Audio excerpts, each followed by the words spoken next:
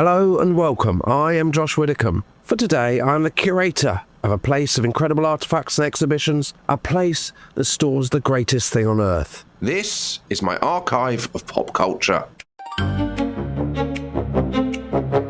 Welcome back to part 2 of the story of Sir Arthur Conan Doyle. Coming up in this episode, Sherlock Holmes is killed, but thankfully he's also resurrected by our friend Sir Arthur Conan Doyle. And we discuss other instances where famous celebrities have solved crimes. No, really, including Courtney Love.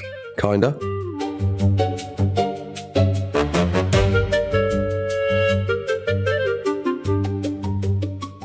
I thought it might be nice to start this episode, Tom, with authors that hated their own creations. Okay, great. I'm not going to ask you because it's unfair to say. So Louisa May Alcott, she wrote Little Women. Huge book. She fucking hated it. Huge book about Little Women.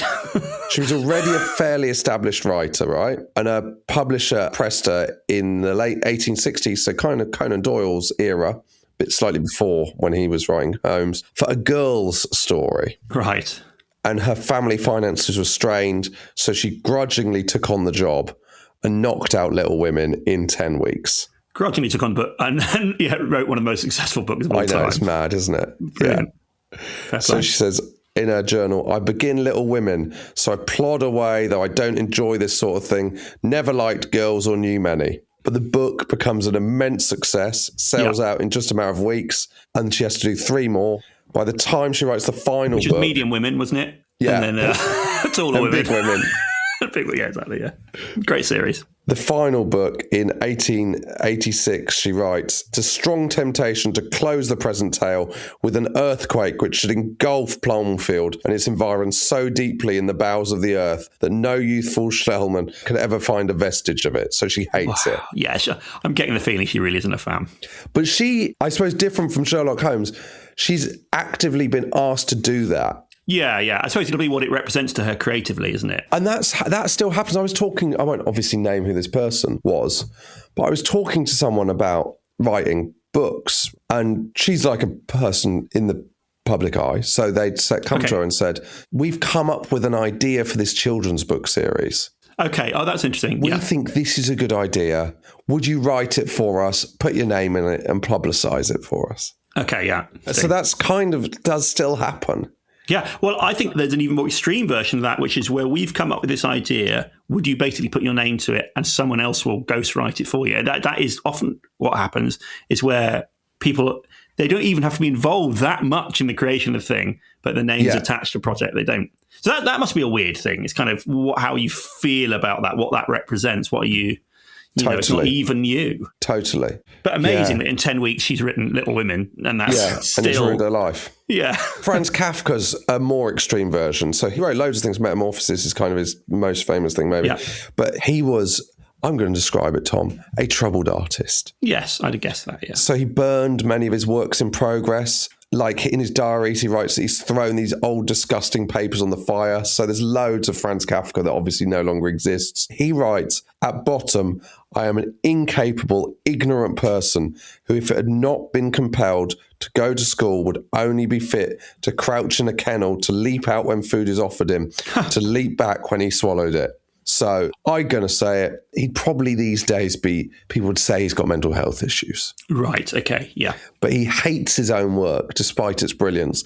Really sadly, he dies at the age of 40 of tuberculosis. Oh, really? And never achieved success during his lifetime, the Van Gogh effect. Yeah. So he asks his friend and fellow author Max Brod to burn the last of his unpublished works after his death, but they don't do it, and they're published posthumously and to considerable acclaim. So there's loads more that he burned himself that could have been... Yeah. But, not a happy home life, as they say in the office. That really is a choice, isn't it, at that point? Because now you can delete something, but it's been uploaded to the cloud. So it will be there somewhere. So it's sort of slightly performative. This is dropping that in the bin there. Then actually not clicking delete. But burning it, it's like, But burning it really is that's gone forever. Yeah. Yeah. But then maybe, can I argue that creatively, maybe that's actually a really important gesture and decision? Actually, it's like right, I'm just going to have the confidence to restart or whatever, rather than get trapped in some middle ground where you're trying to tinker. But you'd be annoyed if I said, shall we delete episode 1 and re-record it? That's a fair point, because I really enjoyed it. Okay, going, oh God, I've got to rewrite that now. That's going to add a day to my day. I've got to do the school pickup at 3. Yeah, exactly. And I won't be surprised by the facts this time, because I've heard... How do you want me to? Yeah. So the other classic, we've already mentioned her, I think, in last episode, Agatha Christie hates Poirot. Really? Yeah. Wow. She hates him as a person. She says, a detestable, bombastic, tiresome, egocentric little creep. I can see an element of that. But isn't that just part of the experience of writing characters that are uncomfortable and have difficult... that's what it is. But she feels he hampers her opportunities to come up with new characters and material. So she's kind of caught on this kind of gravy train, I suppose. Yeah. It also speaks to how real these characters feel to the authors themselves. We talked about the fact that Sherlock Holmes felt real to the readers. Once you're that deep into writing something for that long, I've experienced that, actually, to be fair. When you write scripted stuff, you do get a real sense that these people start to exist. Yeah. They take a true form to you, I suppose. And I haven't written a character as long as she wrote Poirot for. No. So, yeah. It's interesting to me, the language around it is so like this person exists properly. Totally. I think you have to, if you're a good writer, you have to believe that. Yeah. Yeah, exactly. In the last novel, Curtain, in 1975, she kills him off. But this is how long she'd been feeling that way. Curtain was written over 30 years before that. Wow. During the Second World War, she wrote that. So she'd been sitting on his death for 30 years, ready to kill him off. But, the gravy train. I suppose it's the equivalent these days of a kind of someone who's trapped in a soap. Do you know what I mean? Yeah. And it can't... It's the Tony from Hollyoaks situation. Yeah, exactly. Tony from Hollyoaks is Poirot. Because it's a really good, safe, well-paid job in a dodgy industry. Yeah. And also you've become defined by it. I suppose the soap thing's worse because they become typecast. Very few people come out of soaps and do well. It's a really impressive thing if you get a kind of Saran Jones. Do you know what I mean? Yeah, yeah. Or Sarah Lancashire, I suppose. It's the other classic. And also, I think, let's say if you're watching Mission Impossible 7 and then Tony from Hollyoaks is in it, it's sort of breaking the... You'll be like, is that Tony from Hollyoaks? I don't think a lot of the Mission Impossible 7 crowd would know who Tony from Hollyoaks is. Well, I would. Okay. I would, yeah. When I watch them. So he doesn't like Holmes, right? He hates the fan mail that Sherlock Holmes receives. He feels like he's been overshadowed. He's living in Holmes's shadow. Okay. And he wants fans to focus on his historical novels, right? He likes The Lost World's probably his most famous historical novel. But he says, I believe that if I've never touched Holmes, who has tended to obscure my higher work, my position in literature would be a more commanding one. And also, it simply isn't true. Yeah. Yeah. Because the other books don't catch on. And I don't think that's because, I don't know enough about it, but that's not because they're overshadowed by Sherlock Holmes, because surely they're going to get more readers because of Sherlock Holmes. It's almost that those types of book cannot catch on in that way. Yes. Because it is this populist character, it's murder, it's all these things that will allow those books to become... It is like you've mentioned soap. But that is what these are, kind of, to some extent of the time. That is kind of what it is. So it's kind of impossible for those sort of books to catch on in quite the same way. He reminds me of someone who's trapped in a band. Do you know what I mean? Yes. Yeah. Do you remember when Charlie Simpson left Busted because he wanted to do proper metal?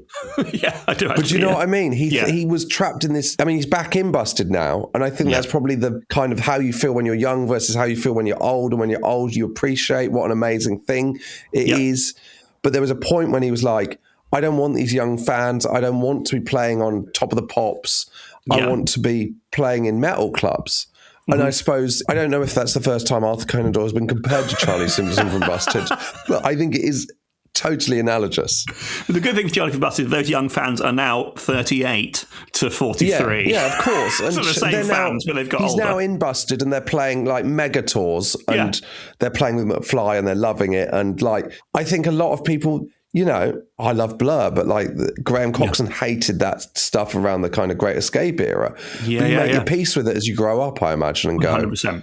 Yeah. He tried to jump out of a window on the night Country House went to #1. Did he? Because he was like, I don't know This isn't who I wanted to be an indie guy, and now I'm in a top of the pops battle. Yeah. Fascinating. Anyway, but it's not just Conan Doyle that thinks this. Other people do think it's lowbrow. Robert Louis Stevenson says to Conan Doyle, Sherlock is ingenious, interesting, just the class of literature I like when I have a toothache. Right. Which is the equivalent, I suppose, of going, when you're lying on the sofa ill. Yeah. It's Holmes under the hammer. Was that an intentional pun? Oh, no, it wasn't actually. Oh, superb. How good you are. Yeah, superb. God, you're talented. Yeah. So there's a really interesting thing where his step-great-grandson, Richard Pooley, Conan Doyle's step-great-grandson, Richard Pooley, believes there's a novel called The Man with the Twisted Lip. And he thinks this is Conan Doyle writing about his own relationship with Sherlock Holmes. So in this novel... This is a novel written by Conan Doyle, is it? This is a Sherlock Holmes mystery. Sherlock Holmes mystery, okay. The Man with the Twisted Lip. So Holmes discovers that basically there's a man who's got a very respectable job in the City of London, and he goes in every day to this job, but then they find out that this guy's actually been begging because he can make far more money begging than what he actually does. So he goes into the city and he puts on a disguise and he begs because he makes more money. Oh, wow. And Richard Pooley, the step-great-grandson, says that he thinks this represents how Doyle felt that by writing Sherlock Holmes stories, he was begging rather than doing proper, respected work. The other theory put forward by historians, this is why Doyle disliked Sherlock Holmes, was that Doyle had incorporated his own kind of darkness into Sherlock Holmes. And Holmes's cocaine addiction was a representative of Doyle's father's alcoholism, some people believe. And so he doesn't like that darkness. That's why he doesn't like Sherlock Holmes. Holmes got a cocaine addiction throughout the book. I think he kicks it. He certainly kicks it in the ITV TV series. Sherlock Holmes and the Priory. Is that one of the books? Yeah. Because Sherlock Holmes, so he'll have days and days of lethargy and boredom, and he'll take cocaine for something to do with his mind. Right, okay. Because he's someone who has those moments of sadness and sorrow and darkness and a lot of that, doesn't he? He's bipolar, presumably, Sherlock Holmes. Absolutely. In that he's kind of manic or he's depressed, presumably wouldn't have been the term they'd have used those days. So Doyle's way more into his other characters. So there's a character he has called Professor Challenger, who Doyle would dress up as. Right, his own character. So someone writes, in the evening after he'd been writing about him all day, he'd read parts of Challenger's stories aloud to his wife and any guests who were present, laughing, gesturing, living the part as he read. He even got up in Challenger costume himself, completed with long back beard, too small straw hat and a heavy German accent. Doyle was vastly amused by this, but some of his friends were dismayed. So that kind of represents he's desperate. He thinks this is what I'm doing that's good. It's as good as character as Sherlock Holmes, I'll be honest. No. Not that I'm completely across it, but tiny straw hat, long beard, German accent. Yeah, it doesn't sound brilliant. And so he kills him off, right? He writes in November 1891 to his mum, and he says, I'm thinking of slaying Holmes and winding him up for good and all. He takes my mind from better things. His mother responds, you won't, you can't, you mustn't. But he wants to stop writing, and then they request more. So he asks for a huge fee and they think he's going to say no. He asks for £1,000, they agree, and he carries on writing. He becomes one of the best paid authors of all times. He kills him at the Reichenbach Falls. The Reichenbach Falls is a real waterfall in Austria, which he's visited. And Holmes and Moriarty, his arch nemesis, the Napoleon of crime, they wrestle on the Reichenbach Falls and fall to their deaths. Okay. This is a genuine spoiler for me, by the way, as someone who hasn't read that. That's okay. Okay. So they both fall to their death then? Well, their bodies are never found, Tom. Oh, okay. Which I think is quite interesting because you're going, okay, has he left the door open there? A bit like Dirty Den, to use the soap opera. Yeah. Well, it does feel like that. It does feel like he's thinking, on some level, I am going to try these other novels about the German guy with the big beard and the tiny hat. But if somehow that doesn't turn out to be successful, it's nice to have the option to return. But of course it will. Of course it will. He's got a tiny hat. He's got a tiny hat. Yeah, exactly. So he says to the Reichenbach Falls, it was a terrible place and one I thought would make a worthy tomb for poor Sherlock, even if I buried my bank account along with him. And in his diary that day, he just writes 2 words, killed Holmes. Yeah. Yet another occurrence, by the way, of Arthur Conan Doyle and people falling into bodies of water. That seems to be basically what happens. Yeah. Overboard, off a waterfall. It's kind of his thing. Yeah. So he said he didn't think it was murder, killing Holmes. He thought it was a justifiable homicide and self-defense, because he says, if I'd not killed him, he would have killed me. Ah, okay. It's nice, that, isn't it? Yeah, it is nice. What you kind of forget, he's a kind of high-achieving buffoon. Do you know what I mean? Yes. You forget, obviously, he's a brilliant writer. Yeah. Because another analogy he uses, this is good, is he says, I've had such an overdose of him that I feel towards him as I do towards pâté de foie gras, of which I once ate too much. So that even the name of it gives me a sickly feeling to this day. Brilliant. Yeah. I have the same about Capri Sun, by the way. I once drank 8 Capri Sun, a full rectangular box, and it gave me the worst hangover I've ever had in my entire life. Much worse than any alcohol ever. So much sugar.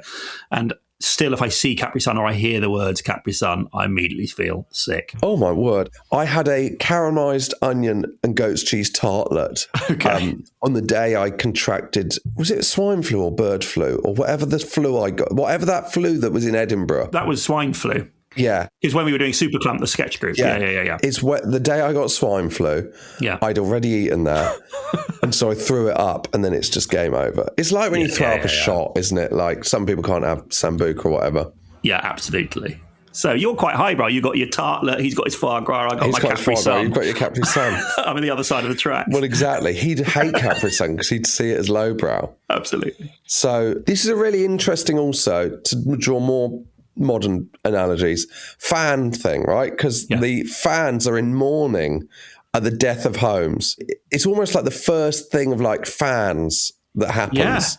Papers run obituaries of Holmes. When it happens, Doyle is on a skiing holiday. Of course he bloody is. But more than 20,000 readers of The Strand cancel their subscriptions. That's incredible. Yeah, the magazine barely survives, and the staff of the magazine refer to Holmes's death as the dreadful event. So in London, apparently, men were wearing black mourning crepes on their hats, and they were wearing black armbands because of Holmes's death. Yeah. So real then, clearly. So real to people. Yeah. And according to the Washington Examiner, a distraught lady attacked Doyle in the street with her handbag. Knocking his tiny straw hat off. Yeah. Dislodging his fake beard. So kind of fans like that didn't exist before then. So it's kind of... And then obviously there's modern analogies. Obviously there's Take That, which I don't know what order these are going out, but we're doing a Take That series. When they split up in 1996, fans were so distraught that basically the BBC reported the Samaritans had to set up a special helpline to offer fans distressed by their splits. I mean, it is a lot. Come on, it is funny.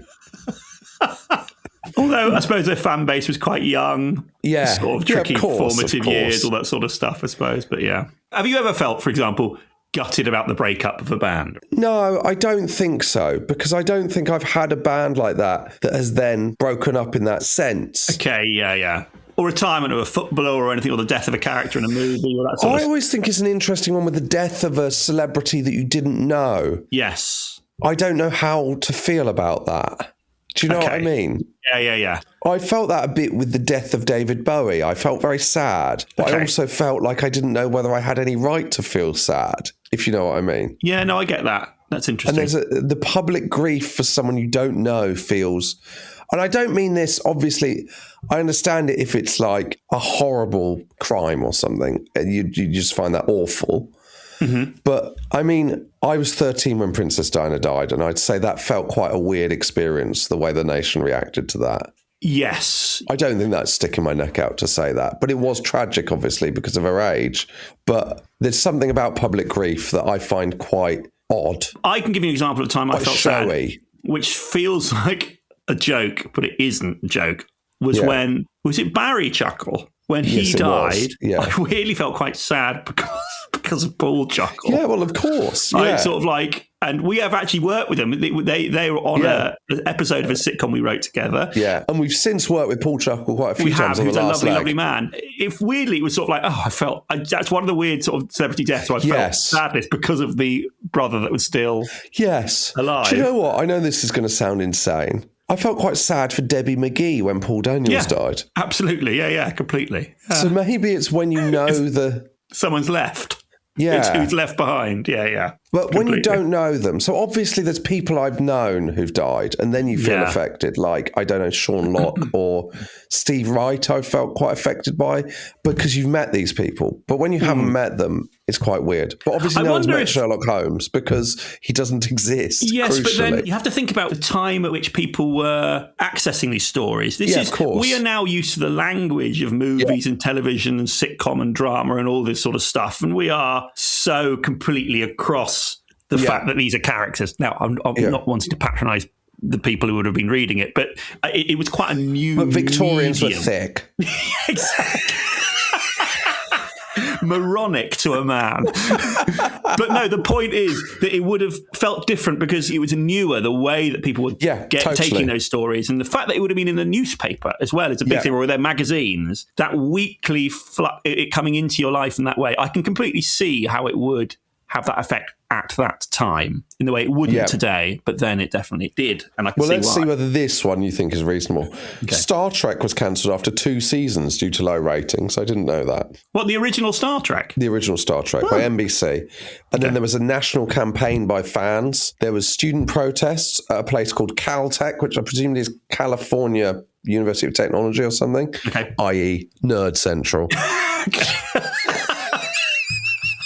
So the Los Angeles Times reports students at Caltech have found little time for demonstrations, protests, and draft card burnings rampant at many of the nation's campuses, i.e., they're not very politically minded. But Saturday night, a throng of more than 200 chanting, banner-waving Caltech scholars conducted a torchlight procession through the streets of Burbank to carry a protest to the steps of the National Broadcasting Company, NBC. Yeah. One of the signs read, I think this is unfair. They've described the person whose sign it is as a bespectacled protester, as if it's... Is it not easier to specify the one that isn't bespectacled? Bespectacled. Oh, that's a hard word to say. Let me say that word so you can put it in. Bespectacled. No, I enjoyed it. That's one of the hardest words it's possible to say. Their banner read, it is totally illogical to cancel Star Trek. Yeah. Okay, nice. Like that. Yeah. That's something to do with Star Trek, isn't it? It's logical works. to me. Yeah. I don't know. I know so little about it, but I think it's something like, what is the phrase for that? I don't know. I'm just aware that the word logical sticks. Do you know what? Normally in these things I go, we'll do a series about this one day. I don't think we will do one about Star Trek. The campaign to save Star Trek works.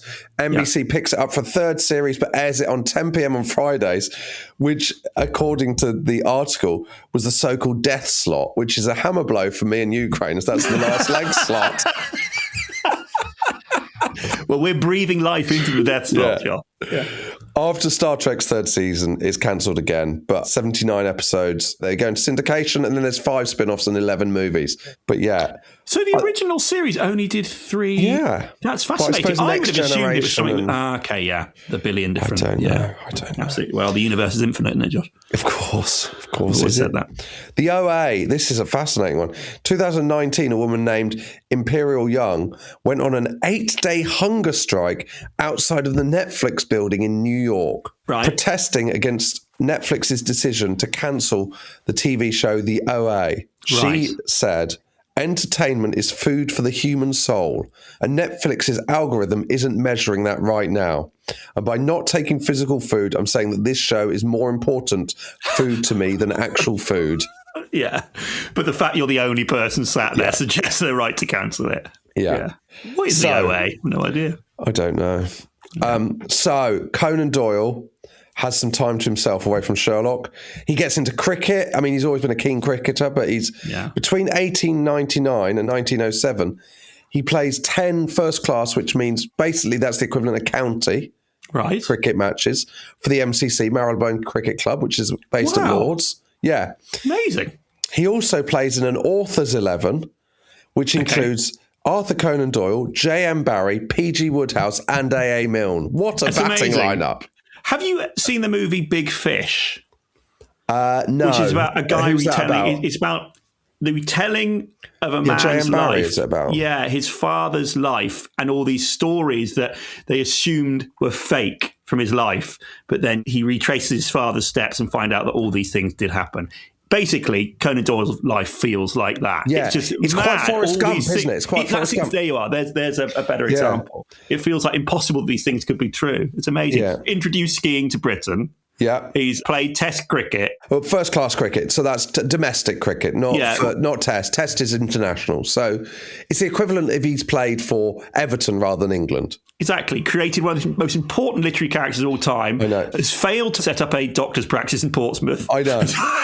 Well, it gets better. There's more. Also, this is another mad thing that happens. He's an occasional bowler when he plays cricket. He only takes one wicket. Okay. But that is the wicket of W.G. Grace, the greatest batsman in the history of English cricket. Oh, I love it. This is so great. Yeah. He writes a poem about the achievement. A bit arrogant. Yeah, that's a bit much. I think you need to be more chilled about it. If that happens, you need to act a bit more in the clubhouse like, that happens all the time. You can't immediately be writing a poem about it.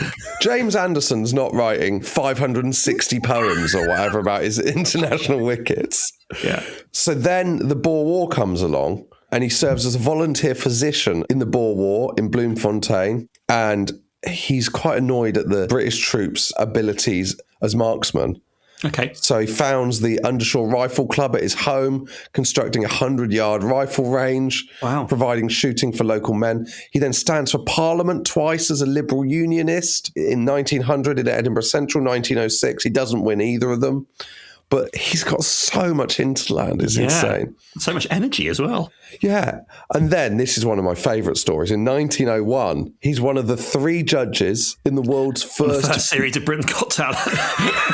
He'd have been a great judge on Britain's Got Talent, though he wouldn't he'd consider it too lowbrow, wouldn't he? Pressing the golden buzzer for George Formby, whoever it would be. I don't know who was around then. No, I don't know. I don't care. No. I don't care about George Formby. Yeah. No, he's one of the 3 judges on the first world's major bodybuilding competition.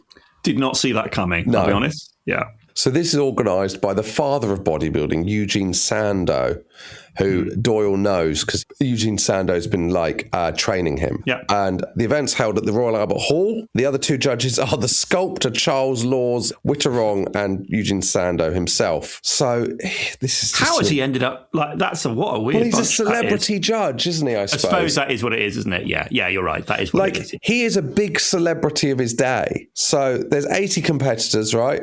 And they basically all stand on a pedestal and they get whittled down, right? And then when the party's over after the show, Doyle leaves and he sees Mr. Murray, who's the winner, just walking along the street carrying his golden statue under his arm. Right. And Doyle runs after him and asks where he's going. And he says, I haven't got any money and I've got to go back to Lancashire, either Bolton or Blackburn. Doyle doesn't know. I've got a return ticket, but I haven't got any money, so I'm just going to walk the streets. We've all done it until the first train. Yeah. And Doyle's like, you can't do that. You're the world's number 1 bodybuilder. So he brings him back to his hotel, finds a room for him, pays for it himself. Wow. And the next morning he wakes up to find that word has spread that the number 1 bodybuilder is in the hotel. Yeah. And he goes into his room and everyone's crowded around. All the maids and waiters are paying homage while he lays in bed with the statue beside him. Amazing. And then the guy says to Doyle, what should I do with this statue? Because the guy's got no money. And he's like, this statue's, I'm just going to sell it because I need the money. And Doyle says, start a gym and put it in the corner. And he does that. And he runs a very successful gym. So that's another achievement of Arthur Conan Doyle. I don't know how I'm feeling if I'm the world's strongest man and all the maids and everyone who works in the hotel is gathered around my bed. Has he missed checkout? What's going on there? It's at 11:30. They're going, come on, guys. Come on, you need to get out. I know you're the strongest man in the world, but rules are rules. Come on. So, in 1901, Doyle has an idea for a story. Okay. And it's about a hound that's terrorising people, which he describes as a real creeper when he goes to the publisher. Yeah. And he offers it to them. This is 8 years after the Holmes break. At his normal rate of £50 per 1,000 words. But he says, I can put Holmes in this story if you pay me £100 per 1,000 words. Brilliant. Double his fee. Great negotiation. Yeah. And he gets that. And it's one of the longer Sherlock stories, and it earns him the exact same amount as he'd recently spent building his 14-bedroom mansion. Wow. That's amazing. And so he's written a lot of it. I think, I might be wrong on this, but in Hound of the Baskervilles, this is right, that Sherlock Holmes isn't in a lot of it because Watson goes and investigates and Sherlock Holmes is working on the case.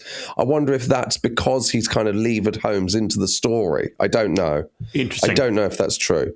But the way he gets around the fact Holmes has died is this is a prequel. So this is a book, Watson telling an old story from before when Sherlock Holmes had died. That's 1901, 1902, he's knighted.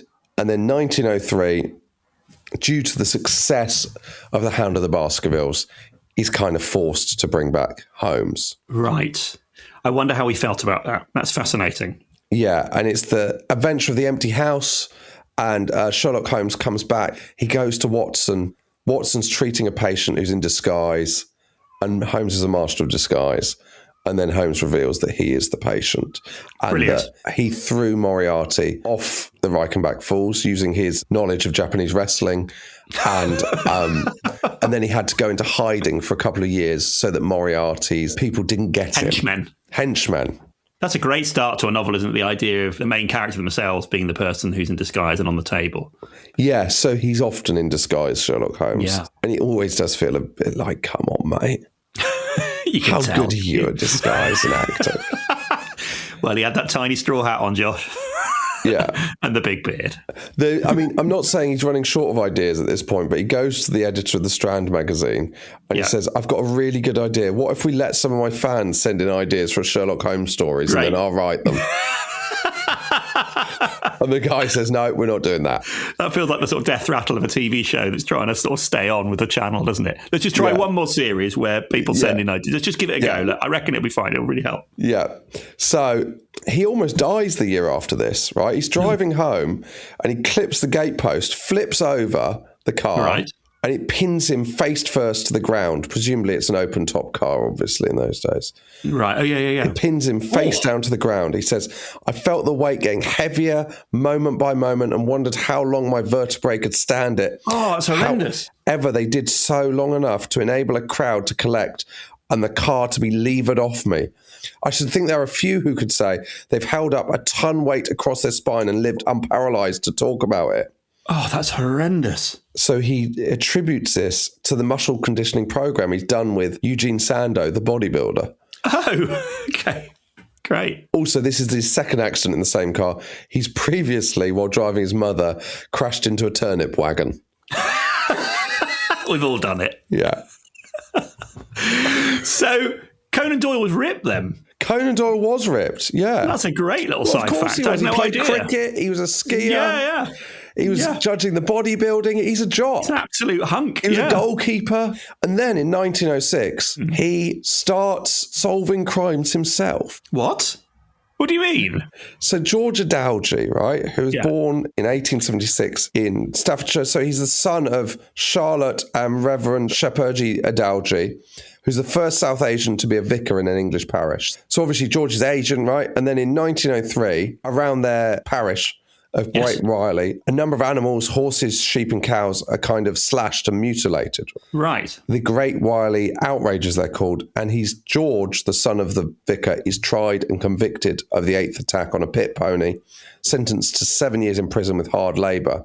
And a lot of people doubt this. They think he's basically, it's a race thing, that he's been, it's a racist conviction or accusation and conviction yet. So who goes to investigate? Arthur Conan Doyle, who turns detective and starts a long campaign for Adalji's release. Amazing. And he kind of gets all this evidence, like Adalji's short-sighted and they happened at night, so he couldn't have navigated across the fields. The lack of physical evidence, the timings don't add up. Brilliant. And 8 months later, he gets enough evidence, and along with others, they plead George's case. That's amazing. I wonder if is that because he has the sort of brain which is good at that? Or do you think there's also a thing that, to some extent, he might have trained himself as a result of writing these sort of stories and forcing himself to think in that way constantly? It's fascinating, isn't it? Yeah. And that's amazing. It's a groundbreaking case, and it basically helped establish the Court of Criminal Appeal in 1907, the year after. That's amazing. Yeah.